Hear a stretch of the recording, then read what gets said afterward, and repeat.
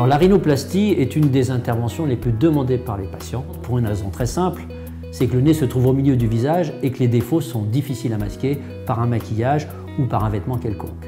La plupart des demandes des patients sont des demandes de diminution du volume, de la taille, de la projection du nez. De ce fait, la rhinoplastie est essentiellement chirurgicale. Il existe quelques indications de rhinoplastie médicale, mais elles sont assez rares. La rhinoplastie va permettre de corriger les défauts habituellement rencontrés, en l'occurrence une bosse nasale, un nez trop long, trop pocheté, trop large, une pointe trop charnue, des narines asymétriques ou tombantes. La rhinoplastie a ceci de particulier et de merveilleux qu'elle ne laisse pas de cicatrices extérieures visibles. J'ai actuellement plus de 3000 rhinoplasties à mon actif. Le déroulement de cette intervention obéit à un programme très strict. La plupart du temps, je consulte mes patients plusieurs fois avant l'intervention chirurgicale. Il existe actuellement des logiciels de simulation qui permettent d'affiner avec précision les souhaits et les demandes des patients. J'insiste simplement sur le fait qu'il s'agit d'un simple outil et que le véritable outil est la main du chirurgien. Cette intervention se pratique en chirurgie ambulatoire, c'est-à-dire que les patients rentrent le matin à la clinique et sortent l'après-midi. Il y a bien entendu une anesthésie générale, mais de courte durée et peu profonde. Les patients sortent en général avec une attelle sur le nez et la plupart du temps des hématomes autour des yeux. Depuis des années, je ne mets plus de mèches dans les suites de cette intervention, ce qui en a considérablement amélioré le confort. Je demande bien entendu aux patients de revenir me voir pour l'ablation de l'attelle et pour les suites opératoires. Ma porte est ouverte après l'opération. Les suites sont en général marquées par un gonflement qui peut être important et qui dure en général une quinzaine de jours, pendant lesquels l'exclusion sociale est recommandée. Les premiers résultats sont visibles après 2 mois et des modifications peuvent encore se produire pendant une année entière. Je recommande aux patients qui souhaitent une rhinoplastie de mûrir leur projet.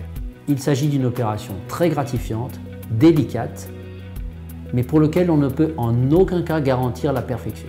Une des angoisses très fréquentes de mes patients est de trop changer, que leur visage soit trop modifié.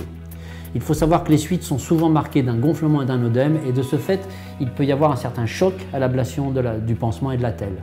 Cependant, le nez s'intègre très rapidement dans le nouveau schéma corporel et je suis toujours étonné de voir qu'un mois ou 2 après l'intervention, les patients ont oublié le visage qu'ils avaient au préalable. Par ailleurs, en dehors de l'aspect esthétique, il est très important qu'un nez puisse respirer. J'ai pour ma part effectué une partie de mon cursus universitaire en ORL, ce qui me permet d'intégrer cette donnée dans l'intervention. Pour répondre à vos questions, le docteur François Jacquin, qui est chirurgien plasticien ORL. Qui doit opérer un nez?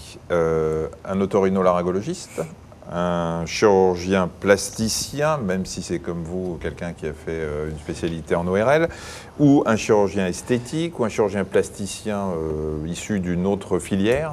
Alors là, la question est un petit peu délicate. Sachez que cette intervention est pratiquée par trois types de spécialistes. Les ORL, vous les avez cités, les chirurgiens plasticiens et les chirurgiens maxillofaciales, qui quelque part revendiquent un petit peu l'intervention. Alors, j'ai envie de vous dire, si vous avez un gros problème respiratoire, un problème fonctionnel, un problème de sinusite, peut-être un ORL sera plus adapté à traiter votre pathologie, en sachant qu'il sera peut-être un petit peu moins exigeant sur le côté esthétique. Si vous êtes très exigeant sur l'esthétique, sur la forme extérieure, peut-être un chirurgien plasticien sera peut-être un peu mieux indiqué, mais il sera un peu moins formé sans doute sur la respiration. Et si vous avez un problème de polytraumatisme au cours d'un accident, ou si vous avez une chirurgie de la mâchoire, une chirurgie à faire, peut-être un chirurgien maxillofacial sera plus... Après, je pense qu'il faut...